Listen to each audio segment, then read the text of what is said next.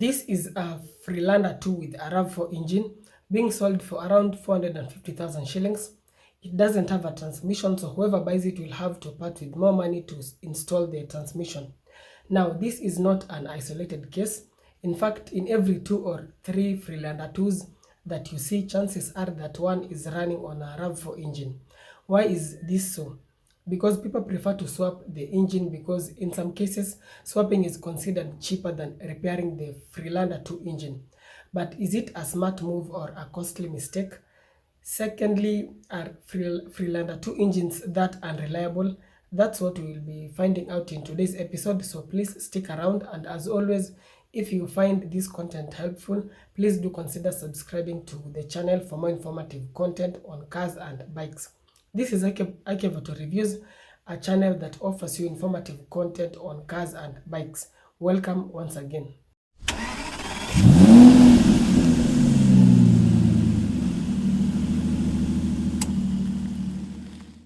So the Freelander 2 was produced between 2006 to 2015 and it came with three main engine options: a 2-liter Ford EcoBoost turbo petrol engine, a 3.2 inline-6 Volvo engine, and a 2.2-liter turbo diesel engine that was more preferred due to its efficiency and torque.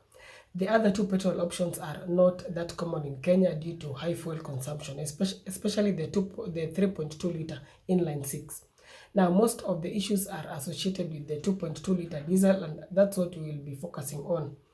There is no doubt that fewer mechanics have deep experience with the Freelander electronics, diesel management systems, and diagnostics. So let's begin with the issues that have plagued this crossover SUV.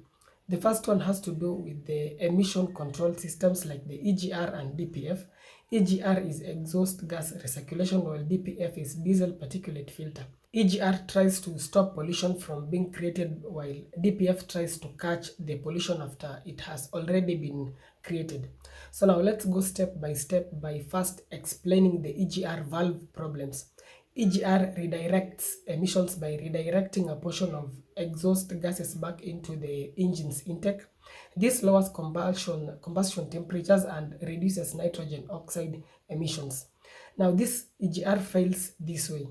Over time, soot accumulates inside the valve, then oil vapor from the crankcase ventilation system, then mixes with the soot, then a thick black sludge forms. In simpler terms, think of the EGR as a valve that slowly gets clogged and chokes the engine. Some of the symptoms of EGR failure include loss of power, rough idling, increased consumption as the engine compensates for poor combustion by using more fuel. There is also excessive black smoke. Now, sometimes a misdiagnosis can occur in the sense that a mechanic can be focusing on something else and even end up replacing other components in the engine, yet the problem is the EGR. That's why with a car like a Freelander 2, it's very important to only go to a mechanic who is properly qualified and proficient. Something that can be done to avoid future issues is periodic cleaning of the EGR, or alternatively just deleting it once and for all. Let's now go to the DPF. As I said earlier, the EGR tries to stop pollution from happening, while the DPF tries to catch the pollution after it has already been created. The DPF is installed in the exhaust system and it traps soot particles before they leave the tailpipe. It's always advisable to do long distances once in a while so as to enable the DPF to burn off excess soot and prevent blockage, but that doesn't always guarantee that problems won't occur with the DPF. So again, just like with the EGR, the DPF can as well be deleted once and for all to prevent future issues. The other common problems include the rear differential failure. The bearings inside that differential may get worn prematurely, and once this happens, it may cause a loud humming or whining noise. The next issue is the turbo, which in some cases can also wear prematurely, and replacing it is not cheap. Next, we have faulty injectors. This is a sensitive engine, and the moment you use poor quality diesel, or even let's say there is carbon buildup, this can cause the injectors to fail and lead to issues such as rough idling, hard starting, and reduced efficiency. The last issue is the timing belt. The petrols use a timing chain, but the diesel uses a timing belt, which will be replaced between 160 to around 190,000 kilometers.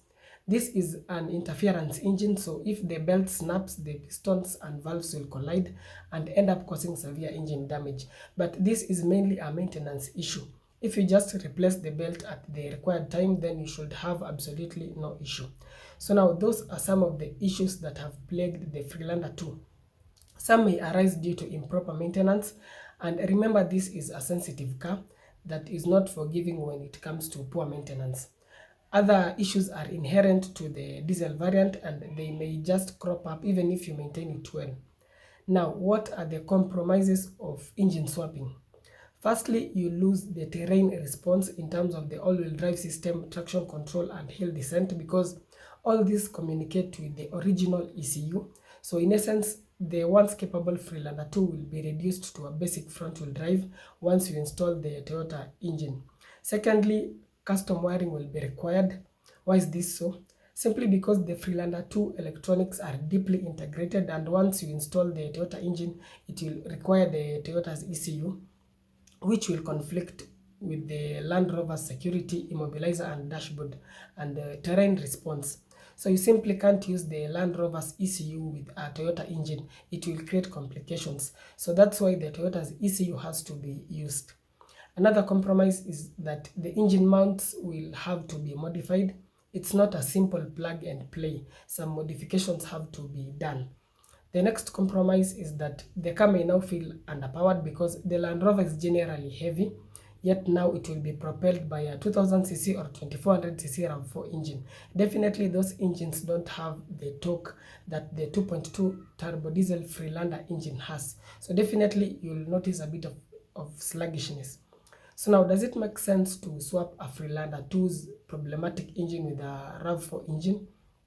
Before you answer that, let me say this. Before you buy a Freelander 2, consult and know what you are getting into because the Freelander 2 is not a cheap crossover to maintain or fix in case of an issue. So only buy it if you are sure you will be able to maintain it properly and fix it. And as you may have noticed, some of the issues that occur are sometimes due to improper maintenance.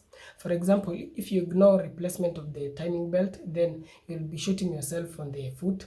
Again, if you use incorrect oil, fluids, and even dirty diesel, then you'll also be creating problems for yourself because that engine is sensitive and requires strict maintenance. If you try to cut corners, then the car will reward you with hefty repair bills. This car can be relatively reliable if you take good care of it, but that said, it's not an absolute guarantee that something will not go wrong. Now, in case you buy one with a Toyota engine, then that's fine because it will be reliable, but just know that it will be front-wheel drive without any intelligent terrain response technology. There have even been cases where people have just bought the Freelander 2 body after the engine went kaput, then they later installed the RAV4 engine. Buying the body is definitely cheaper, probably around even 300,000 shillings. If you factor in the price of buying a Toyota engine and transmission, plus modifications and installation, you'll generally spend less than a million inclusive of the Freelander body. So we may say it's a shortcut to driving a Freelander in quotes. It will give you a higher status, but in actual sense, it's a Toyota, but people won't know unless you tell them. I hope this has been helpful. Do let me know your thoughts in the comment section. And as always, if you have any inquiries, feel free to reach me via WhatsApp or email. Thanks a lot for watching. Stay safe, ride and drive safe, and see you in the next one.